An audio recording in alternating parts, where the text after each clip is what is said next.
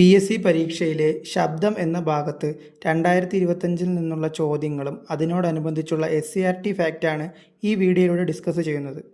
ശബ്ദം എന്ന ടോപ്പിക്ക് പഠിച്ചിട്ടുള്ളവർക്ക് ഇതൊരു മോക്ക് ടെസ്റ്റായി കണ്ട് എല്ലാ ക്വസ്റ്റ്യൻസ് അറ്റൻഡ് ചെയ്യാൻ ശ്രമിക്കുക. നിങ്ങൾക്ക് കിട്ടിയ മാർക്ക് കമൻറ്റ് ബോക്സിൽ കമൻറ്റ് ചെയ്യാൻ മറക്കരുത്. അപ്പോൾ എന്താണ് ശബ്ദം?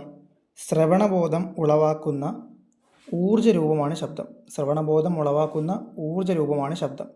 ശബ്ദത്തിന് സഞ്ചരിക്കാൻ ഒരു മാധ്യമം ആവശ്യമാണ്. ശബ്ദത്തിന് സഞ്ചരിക്കാൻ ഒരു മാധ്യമം ആവശ്യമാണ്. PSC റിപ്പീറ്റായിട്ട് ചോദിക്കുന്ന ഒരു സ്റ്റേറ്റ്മെൻറ്റാണ്. ശബ്ദത്തിന് സഞ്ചരിക്കാൻ ഒരു മാധ്യമം ആവശ്യമാണ്. അപ്പോൾ എങ്ങനെയാണ് ശബ്ദം ഉണ്ടാകുന്നത്? വസ്തുക്കളുടെ കമ്പനം മൂലമാണ് ശബ്ദമുണ്ടാകുന്നത്. വസ്തുക്കളുടെ കമ്പനം മൂലമാണ് ശബ്ദമുണ്ടാകുന്നത്. ശബ്ദം പുറപ്പെടുവിക്കുന്ന വസ്തുക്കളെ എന്ത് പറയുന്നു? ശബ്ദ സ്രോതസ്സുകൾ എന്ന് പറയുന്നു. ശബ്ദം പുറപ്പെടുവിക്കുന്ന വസ്തുക്കളാണ് ശബ്ദ സ്രോതസ്സുകൾ. ശ്രവണപരിധി, ലിമിറ്റ്സ് ഓഫ് ഓഡിബിലിറ്റി. വസ്തുക്കളുടെ കമ്പനം മൂലം 1,00,000 ഹെർട്സിലും കൂടുതൽ ആവർത്തിയിലുള്ള ശബ്ദങ്ങളും പ്രകൃതിയിൽ ഉണ്ടാകുന്നുണ്ട്. എല്ലാ ആവർത്തിയിലുമുള്ള ശബ്ദം മനുഷ്യന് കേൾക്കാൻ സാധ്യമല്ല. മനുഷ്യൻ്റെ ശ്രവണപരിധി 20 ഹെർട്സ് മുതൽ 20,000 ഹെർട്സ് വരെയാണ്, അല്ലെങ്കിൽ 20 ഹെർട്സ് മുതൽ 20 കിലോ ഹെർട്സ് വരെയാണ്. PSC റിപ്പീറ്റായിട്ട് ചോദിക്കുന്ന ചോദ്യമാണ്, മനുഷ്യൻ്റെ ശ്രവണപരിധി എത്രയാണ്? 20 ഹെർട്സ് മുതൽ 20,000 ഹെർട്സ് വരെ. മനുഷ്യരുടെ ശ്രവണപരിധി ഡാഷ് ആണ്. ഓപ്ഷൻ എ 20 ഹെർട്സ് മുതൽ 2,000 ഹെർട്സ് വരെ. ഓപ്ഷൻ ബി 2 ഹെർട്സ് മുതൽ 20,000 ഹെർട്സ് വരെ. ഓപ്ഷൻ സി 20 ഹെർട്സ് മുതൽ 20,000 ഹെർട്സ് വരെ. ഓപ്ഷൻ ഡി 2 ഹെർട്സ് മുതൽ 2,000 ഹെർട്സ് വരെ. നമ്മളിപ്പോൾ പറഞ്ഞതാണ്. ഏതാണ് ഉത്തരം? ഓപ്ഷൻ സി 20 ഹെർട്സ് മുതൽ 20,000 ഹെർട്സ് വരെ. പ്രേഷണത്തിന് മാധ്യമം ആവശ്യമുള്ള തരംഗം ഏതാണ്? ഓപ്ഷൻ എ പ്രകാശ തരംഗം. ഓപ്ഷൻ ബി റേഡിയോ തരംഗം. ഓപ്ഷൻ സി ശബ്ദ തരംഗം. ഓപ്ഷൻ ഡി ഗാമാ തരംഗം. പ്രേഷണത്തിന് മാധ്യമം ആവശ്യമുള്ള തരംഗം ഏതാണ്? പ്രകാശ തരംഗം, റേഡിയോ തരംഗം, ശബ്ദ തരംഗം, ഗാമാ തരംഗം. ഉത്തരം ഓപ്ഷൻ സി ശബ്ദ തരംഗം. ശ്രവണബോധം ഉളവാക്കാൻ കഴിയുന്ന ഊർജ്ജ രൂപമാണ് ശബ്ദം. ശബ്ദത്തെ സംബന്ധിച്ച് തന്നിരിക്കുന്ന പ്രസ്താവനകളിൽ ശരിയായ പ്രസ്താവന ഏതാണ്? 1. വസ്തുക്കളുടെ കമ്പനം മൂലമാണ് ശബ്ദമുണ്ടാകുന്നത്. 2. ശബ്ദത്തിന് സഞ്ചരിക്കാൻ മാധ്യമം ആവശ്യമാണ്. 3. മനുഷ്യരുടെ ശ്രവണപരിധി 20 ഹെർട്സ് മുതൽ 2,000 ഹെർട്സ് വരെയാണ്. അപ്പോൾ ഇതിൽ ശരിയായ പ്രസ്താവനകളാണ് തിരഞ്ഞെടുക്കാനുള്ളത്. അപ്പോൾ നമ്മൾ പഠിച്ചില്ലേ, വസ്തുക്കളുടെ കമ്പനം മൂലമാണ് ശബ്ദമുണ്ടാകുന്നത്. അപ്പോൾ അതെന്താണ്? ശരിയാണ്. ശബ്ദത്തിന് സഞ്ചരിക്കാൻ മാധ്യമം ആവശ്യമാണ്. അതും നമ്മൾ പഠിച്ചു, മാധ്യമം ആവശ്യമാണ്. അപ്പോൾ അതും ശരിയാണ്. മനുഷ്യരുടെ ശ്രവണപരിധി നമ്മൾ എത്രയാണെന്നാണ് പഠിച്ചത്? 20 ഹെർട്സ് മുതൽ 20,000 ഹെർട്സ് വരെ എന്നാണ്. ഇവിടെ പറഞ്ഞിരിക്കുന്നത് എന്താ? 20 ഹെർട്സ് മുതൽ 2,000 ഹെർട്സ് വരെയാണ്. അപ്പം സ്റ്റേറ്റ്മെൻറ്റ് 3 തെറ്റാണ്. അപ്പോൾ ഏതൊക്കെയാണ് ആൻസർ ആയിട്ട് വരുന്നത്? 1, 2 മാത്രം ശരി. ഓപ്ഷൻ ബി ആണ് ശരി. 1, 2 മാത്രം ശരിയാണ്. മനുഷ്യന് കേൾക്കാൻ കഴിയുന്ന ശബ്ദത്തിൻ്റെ പരിധി. ഓപ്ഷൻ എ 20 ഹെർട്സിന് താഴെയാണ്. ഓപ്ഷൻ ബി 20,000 ഹെർട്സിന് മുകളിലാണ്. ഓപ്ഷൻ സി 20 ഹെർട്സിനും 20,000 ഹെർട്സിനും ഇടയിലാണ്. ഓപ്ഷൻ ഡി പരിധിയില്ല. ഇപ്പോൾ നമ്മൾ പഠിച്ചതാണ്, മനുഷ്യൻ കേൾക്കാൻ കഴിയുന്ന ശബ്ദത്തിൻ്റെ പരിധി എത്രയാണ്? 20 ഹെർട്സിനും 20,000 ഹെർട്സിനും ഇടയിലാണ്. ഉത്തരം ഓപ്ഷൻ സി 20 ഹെർട്സിനും 20,000 ഹെർട്സിനും ഇടയിലാണ്. ഏതുതരം മാധ്യമത്തിലൂടെയാണ് ശബ്ദം കൂടുതൽ വേഗതയിൽ സഞ്ചരിക്കുന്നത്? ഖരം, ദ്രാവകം, വാതകം, ശൂന്യത. ഉത്തരം ഓപ്ഷൻ എ ഖരം. ഖരപദാർത്ഥങ്ങളിലാണ് ശബ്ദം കൂടുതൽ വേഗതയിൽ സഞ്ചരിക്കുന്നത്.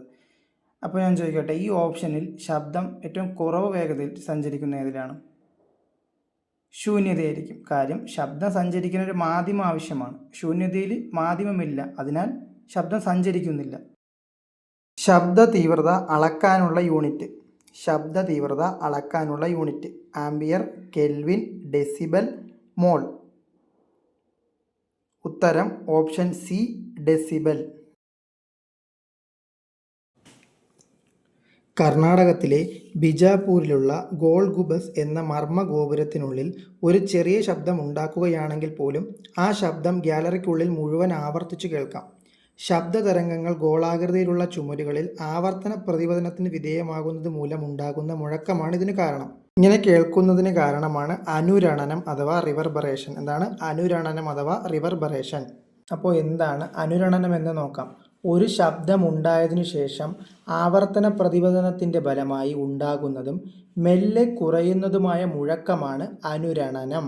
അനുരണനത്തിന് ഒരു ഉദാഹരണമായി പറയുകയാണെങ്കിൽ, ഒഴിഞ്ഞ ഒരു വലിയ മുറി, സാധനങ്ങളോ കർട്ടനുകളോ പരവതാനികളോ ഇല്ലാത്ത ഒരു വലിയ മുറിയിൽ നിന്ന് സംസാരിക്കുകയോ കൈയടിക്കുകയോ ചെയ്താൽ ശബ്ദം വേഗത്തിൽ ഇല്ലാതാകുന്നതിന് പകരം കുറച്ചു നേരം മുഴങ്ങിക്കൊണ്ടിരിക്കും. മുറിയുടെ ഭിത്തികളിൽ നിന്നും തറയിൽ നിന്നും ശബ്ദം തുടർച്ചയായി പ്രതിഫലിക്കുന്നതാണ് ഇതിനു കാരണം. PSC അടുത്തിടെ ചോദിച്ചൊരു ചോദ്യം: കർണാടകയിലെ ബീജാപൂരിലുള്ള ഗോൾഗുബസ് എന്ന മർമ്മ ഗോപുരത്തിനുള്ളിൽ ഒരു ചെറിയ ശബ്ദം ഉണ്ടാക്കുകയാണെങ്കിൽ പോലും ആ ശബ്ദം ഗ്യാലറിക്കുള്ളിൽ ആവർത്തിച്ച് കേൾക്കാം. ഇതിന് കാരണം ശബ്ദത്തിൻ്റെ ഏത് പ്രതിഭാസമാണ്? അനുരണനം, പ്രതിധ്വനി, പ്രതിപതനം, അപവർത്തനം. നമ്മളിപ്പോൾ പഠിച്ചതാണ്. ഏതാണ് ഉത്തരം? ഉത്തരം ഓപ്ഷൻ എ, അനുരണനം. മനുഷ്യരുടെ ശ്രവണപരിധി 20 ഹെർട്സ് മുതൽ 20,000 ഹെർട്സ് വരെ എന്ന് നമ്മൾ പഠിച്ചു കഴിഞ്ഞു. 20 ഹെർട്സിൽ താഴെ ആവർത്തിയുള്ള ശബ്ദമാണ് ഇൻഫ്രാസോണിക്. 20,000 ഹെർട്സിൽ കൂടുതൽ ആവർത്തിയുള്ള ശബ്ദമാണ് അൾട്രാസോണിക്. അൾട്രാസോണിക് ശബ്ദം പ്രയോജനപ്പെടുത്തി വവ്വാലുകൾക്ക് ഇരുട്ടിലും സുഗമമായി സഞ്ചരിക്കാനും ഇര പിടിക്കാനും സാധിക്കുന്നു. ഇനി വരുന്ന പരീക്ഷയ്ക്ക് ചോദിക്കാൻ ചാൻസ് ഉള്ളൊരു ചോദ്യം: അൾട്രാസോണിക് തരംഗങ്ങൾ കൊണ്ടുള്ള ഉപയോഗങ്ങൾ. 1. വൃക്കയിലെ ചെറിയ കല്ലുകൾ പൊടിച്ചു കളയാൻ. 2. ഫിസിയോതെറാപ്പിയിൽ. 3. വൃക്ക, കരൾ, പിത്തസഞ്ചി, ഗർഭപാത്രം തുടങ്ങിയ ആന്തരിക അവയവങ്ങളുടെ പ്രതിബിംബം രൂപപ്പെടുത്താൻ. അൾട്രാസോണിക് തരംഗങ്ങൾ ഉപയോഗിച്ച് ജലത്തിനടിയിലുള്ള വസ്തുക്കളിലേക്കുള്ള അകലം, അവയുടെ ദിശ, വേഗം എന്നിവ കണ്ടെത്താൻ ഉപയോഗിക്കുന്ന ഉപകരണമാണ് സോണാർ.